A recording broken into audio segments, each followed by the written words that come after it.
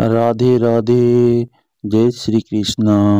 माघ मास का महात्म्य कथा का पहला अध्याय में आप सभी का स्वागत है। आप सभी का हार्दिक अभिनंदन है। एक समय श्री सूत जी ने अपने गुरु श्री व्यास जी से कहा कि गुरुदेव कृपया करके आप मुझसे माघ मास का महात्म्य कहिए, क्योंकि मैं आपका शिष्य हूँ। व्यास जी कहने लगे कि रघुवंश के राजा दिलीप एक समय यज्ञ के स्नान के बाद पैरों में जूते और सुंदर वस्त्र पहनकर शिकार की सामग्री से युक्त कवच और शोभायमान आभूषण पहने हुए अपने सिपाहियों से घिरे हुए जंगल में शिकार खेलने के लिए अपनी नगरी से बाहर निकले। उनके सिपाही जंगल में शिकार के लिए मृग, वेवार्ग, सिंह आदि जंतुओं की तलाश में इधर उधर फिरने लगे।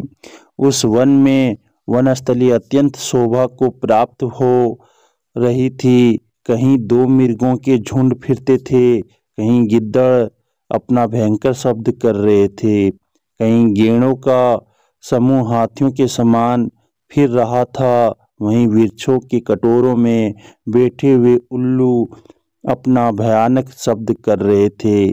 कहीं सींगों के पद चीनों के साथ घायल मृगों के रक्त से भूमि लाल हो रही थी। कहीं दूध से भरी थनों वाली सुंदर भैंसें फिर रही थी। कहीं पर सुगंधित पुष्प, हरी भरी लताएं वन की शोभा को बढ़ा रही थी। कहीं बड़े बड़े पेड़ खड़े थे, तो कहीं पर उन पेड़ों पर बड़े बड़े अजगर, उनकी केंचुलियां भी पड़ी हुई थी। उसी समय राजा के सिपाहियों के बाजे की आवाज सुनकर एक मृग वन में से निकलकर भागने लगा और बड़ी बड़ी चौकड़ियां भरता हुआ आगे बढ़ा। राजा ने उसके पीछे अपना घोड़ा दौड़ाया, परंतु मृग पूरी शक्ति से भागने लगा। मृग कांटेदार वृक्षों के एक जंगल में घुसा और राजा ने भी उसके पीछे वन में प्रवेश किया, परंतु दूर जाकर मृग राजा की दृष्टि से ओझल होकर निकल गया।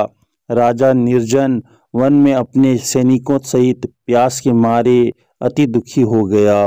दोपहर के समय अधिक मार्ग चलने से सैनिक थक गए और घोड़े रुक गए।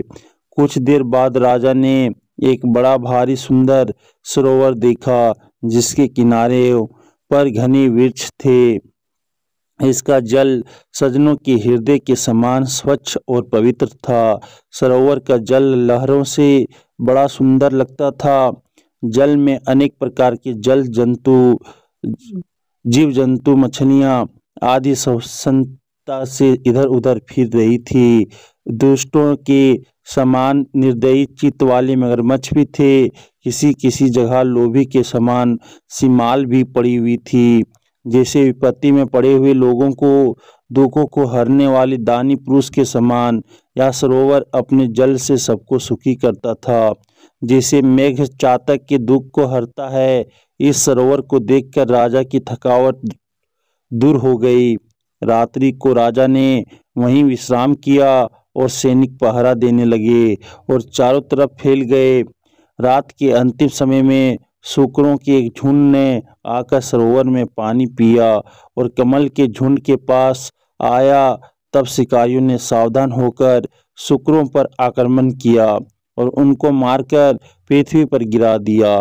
उस समय सब शिकारी कोलाहल करते हुए बड़ी प्रसन्नता के साथ राजा के पास गए और राजा प्रभात हुआ देखकर उनके साथ ही अपनी नगरी की तरफ चल पड़ा, जिसका शरीर तपस्या और नियमों के कारण बिल्कुल सूख गया था, जो मृगशाला और वल्कल पहने हुए था और नक, रोम तथा केश धारण किए हुए था।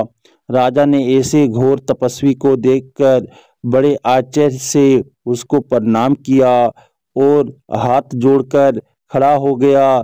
तपस्वी ने राजा से कहा कि हे राजन, इस पुण्य शुभ माघ में इस सरोवर को छोड़कर तुम यहाँ से क्यों जाने की इच्छा करते हो?